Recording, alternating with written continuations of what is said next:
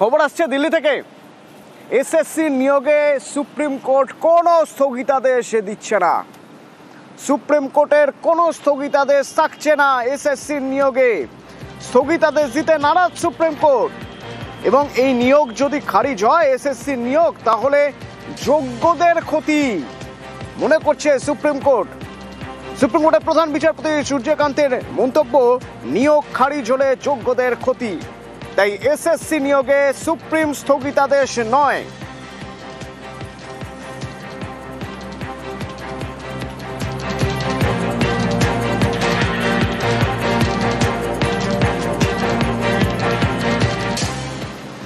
Supreme কোর্টের আরও একটি গুরুত্বপূর্ণ খবর আজকের, তা হলো বাংলায় এসআইআর এর বিরোধিতা করে সুপ্রিম কোর্টের দ্বারস্থ হিন্দু, বৌদ্ধ, খ্রিস্টানরা।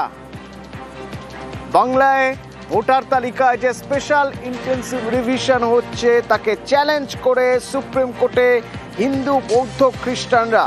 কারা? 2014 সালের আগে যারা বাংলাদেশ থেকে ভারতে এসেছেন, সিএ এর অধীনে সুরক্ষা পান না বলে তারা দাবি করছেন তারা। সেক্ষেত্রে প্রধান বিচারপতির বেঞ্চ নোটিশ জারি করে। জৈন, বুদ্ধ, বৌদ্ধ বলে বিভেদ করতে পারি না, মন্তব্য প্রধান বিচারপতি সূর্যকান্তের বেঞ্চের।